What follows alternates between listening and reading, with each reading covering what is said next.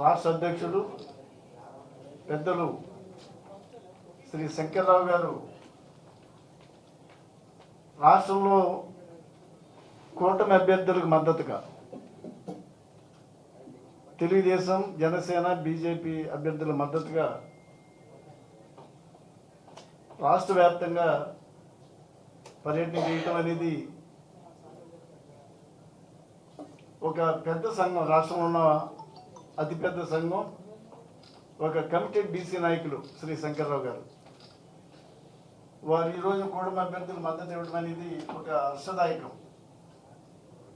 దాన్ని తెలుగుదేశం పార్టీ పరంగా మేము స్వాగతిస్తూ వారికి హృదయపూర్వకంగా వేదిక పైన పెద్దలందరికీ కూడా నేను ధన్యవాదాలు తెలియజేస్తున్నాను. మనం ఏదైతే ఎదురు చూస్తున్నామో ఎలక్షన్స్ ఆ రోజు రానే వస్తుంది. ఒక చారిత్రాత్మకమైన తీర్పుని ప్రజలు 13వ తారీఖున మే 13న ఇవ్వబోతున్నారు. చూసాం ఈ 5 సంవత్సరాల కాలంలో బీసీలు అనేక విధాలుగా నష్టపోయారు. దానిలో ముఖ్యంగా 2-3 ఇష్యూస్ నేను పర్టికులర్గా మా బీసీ కుటుంబ సభ్యుల దృష్టికి, పెద్దల దృష్టికి తీసుకొస్తున్నాను. ఏదైతే బీసీ సప్లాన్ అనేది బీసీలకి ఒక గుండెకాయలో ఉందో 2014-19 మధ్య సుమారుగా మా అధినేత 37,000 కోట్లు ఖర్చు చేసిన విషయాన్ని ఒకసారి మీ అందరి దృష్టికి తీసుకొస్తూ, మరి 2019-24 మధ్యకాలంలో బీసీ సప్లాన్ పూర్తిగా నిర్వీర్యం చేసి ఏదైతే బడ్జెట్ అలొకేషన్ 75,000 కోట్లు ఉన్నాయో 75,000 కోట్లను కూడా ఇతర అవసరాలకు మళ్లించిన దుర్మార్గ ప్రభుత్వం ఈ ప్రభుత్వం. రెండవ పాయింట్ ఏంటంటే బీసీలు స్థానిక సంస్థల్లో ఏదైతే 34% రిజర్వేషన్స్ ఉన్నాయో ఆ 34% రిజర్వేషన్స్ని 24% చేసి ఈ దుర్మార్గ ప్రభుత్వం బీసీలకి పొట్టగొట్టిన విషయాన్ని కూడా బీసీ సోదరులందరి దృష్టికి తీసుకొస్తున్నాను. ఒక ఆదరణ పథకం తీసుకున్నా, ఒక రుణ సౌకర్యం తీసుకున్నా, బెస్ట్ అవైలబుల్ స్కూల్స్ తీసుకున్నా, స్టడీ సర్కిల్స్ తీసుకున్నా, బీసీ భవన్స్ తీసుకున్నా, కమ్యూనిటీ హాల్స్ తీసుకున్నా,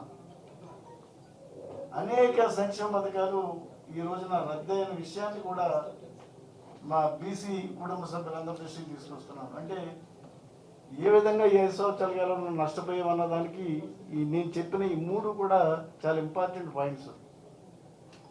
మార్చి 5న బీసీ డిక్లరేషన్లో ఏదైతే మంగళగిరిలో మా అధినాయకులు చంద్రబాబు నాయుడు గారు కానీ, లోకేష్ బాబు గారు కానీ ప్రజల ముందు ఉంచారు.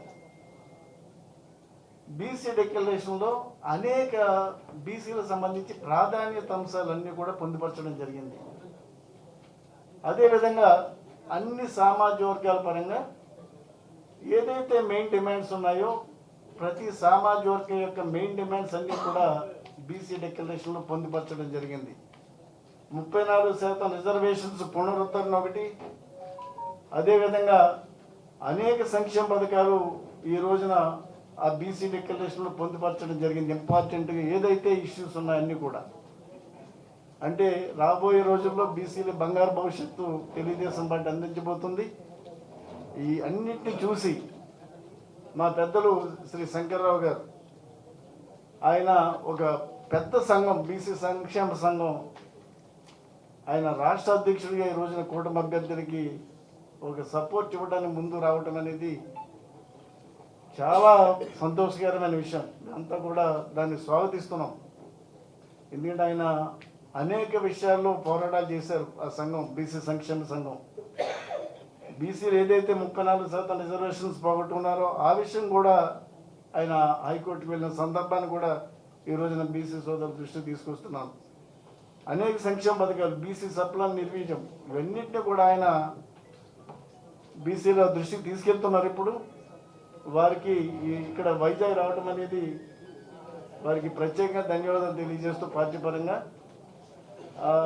మీరు ఏదైతే సమయం లేదు కాబట్టి బీసీ డిక్లరేషన్ మీరు ఒకసారి చూసినట్టయితే తెలుగుదేశం పార్టీ యొక్క కమిట్మెంట్ కానీ, లోకేష్ బాబు గారు కానీ మీ ఆకాంక్షలకు అనుగుణంగా భవిష్యత్తులో పనిచేయడానికి సంసిద్ధత ఏదైతే బీసీ డిక్లరేషన్లో అంశాలు ఉన్నాయో అదేవిధంగా బీసీలు ఏదైతే నష్టపోయారో ఈ ప్రభుత్వంలో కాపాడే కార్యక్రమంలో ముందు ఉండాల్సిందిగా నేను తెలుగుదేశం పార్టీ పత్రికా విలేకరు సోదరులకి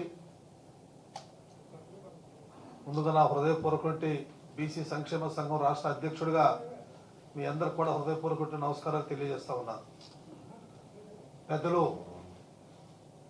గోడపు రామారావు గారు, జిల్లా అధ్యక్షులు బాబ్జీ గారు, మా రాష్ట్ర జనరల్ సెక్రటరీ ఎన్ని శ్రీనివాసరావు గారు, ఉత్తరాంధ్ర కోఆర్డినేటర్ శ్రీనివాస్ గారు, అదేవిధంగా ఇక్కడ రావడానికి ప్రధానమైనటువంటి అంశం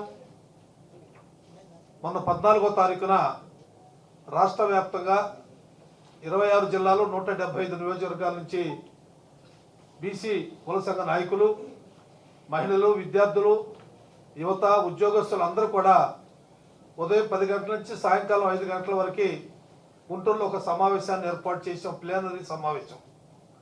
ఆ సమావేశంలో అన్ని జిల్లాల యొక్క అధ్యక్షులు, అన్ని కుల సంఘ నాయకులు చర్చించిన మీదట ఈ రాష్ట్రంలో ఎన్డీఏ కూటమికి మద్దతు ఇవ్వాలని అందరూ నిర్ణయించిన మీదట ఆ రోజున మేము ఎన్డీఏ కూటమికి మద్దతు తెలియజేశాం.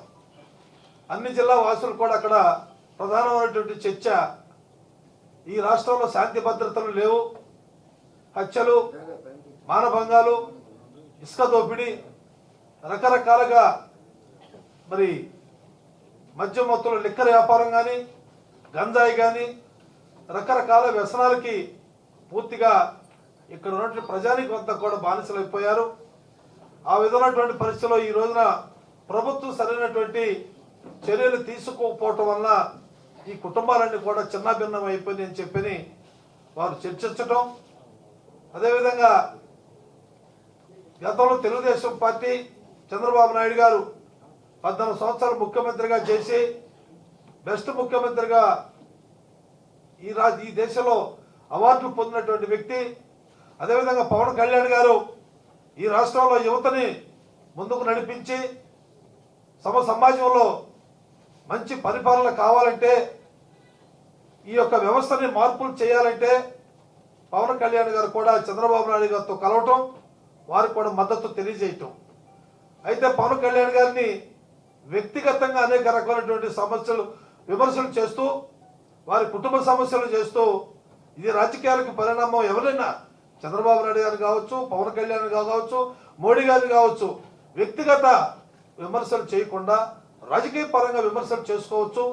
నేను ఇది అభివృద్ధి చేస్తాను, అది అభివృద్ధి చేస్తాను చెప్పొచ్చు, కానీ వ్యక్తిగత విమర్శలు దిగటం అనేది రాజకీయాలకు అంత మంచి శుభపరిణామం కాదు అనేటువంటిది ఆలోచన. దానికి తోడు కూడా ఎన్డీఏ మరి ప్రభుత్వం కేంద్రంలో ఉంది. మోడీ గారి అవసరాలు కూడా ఈ రాష్ట్రానికి కావాలి కాబట్టి, అభివృద్ధి చెందాలి అంటే మోడీ గారికి కూడా ఆశీస్సులు కావాలి కాబట్టి, ఈ ముగ్గురు కలిసి ఒక ఎన్డీఏ కూటమిగా మరి ఈ రాష్ట్రంలో అసెంబ్లీ కానీ పార్లమెంట్ అభ్యర్థులు కానీ గెలుపు కొరకు ఆంధ్రప్రదేశ్ బీసీ సంక్షేమ సంఘం ఏకగ్రంగా తీర్మానం చేసేటువంటి విషయాన్ని మీ ద్వారా మీ అందరికి కూడా నేను తెలియజేస్తా ఉన్నాను. అభివృద్ధి ఈ కులాలన్నీ కూడా, ఈ అణగారిన వర్గాలన్నీ కూడా ఎప్పుడైతే ఆర్థికంగా, సామాజికంగా, రాజకీయంగా అభివృద్ధి చెందినప్పుడు అప్పుడు అభివృద్ధి చెందినట్టు. కానీ నేను కేవలం బట్టనే నొక్కుతాను, గొర్రెలు కాసుకున్నాడు గొర్రెలే కాసుకోవాలి, కళ్ళు గీసుకున్నాడు కళ్ళే గీసుకోవాలి, లేకపోతే మరి వడ్డీరా ఉంటే రాళ్ళు పని చేయాలి, రజకుడు పని చేయాలి, నాయ బ్రాహ్మణ పని చేయాలంటే అది సామాజిక న్యాయం కాదండి. ఆర్థికంగా అభివృద్ధి అనేది రెండు అంశాలు, సంక్షేమం ఉండాలి, అభివృద్ధి ఉండాలి. ఇవాళ రాష్ట్రం అభివృద్ధి ఏ విధంగా ఉంది? ఎక్కడ మన పరిశ్రమలు ఉన్నాయా? ఎక్కడైనా ఇండస్ట్రీస్ ఉన్నాయా? ఏ విధమైనటువంటి ఈ రాష్ట్రం అంతా గంజాయిమయమైపోయినటువంటి పరిస్థితుల్లో మనం ఈ రాష్ట్రాన్ని చూస్తూ ఉంటే ప్రజలందరూ కూడా చెల్లించిపోతున్నారు, ప్రజలందరూ కూడా ఆవేదనకు గురవుతా ఉన్నారు. ఎప్పుడా అని ఎదురు చూస్తూ ఉన్నారు. రేపు 13వ తారీఖున మరి మనందరూ కూడా ఓటుని చాలా వినియోగించుకోవాలి. ఎక్కడ కూడా ఎవరు కూడా ఉదయం నుంచే క్యూలో నుంచొని ఓటు వేసేటువంటి కార్యక్రమం మనం చేయకపోతే ఈ దేశానికి, రాష్ట్రానికి మనం కూడా అన్యాయం చేసేటువంటి వాడు అవుతామని చెప్పని విషయం మీ అందరూ కూడా నేను తెలియజేస్తా ఉన్నాను.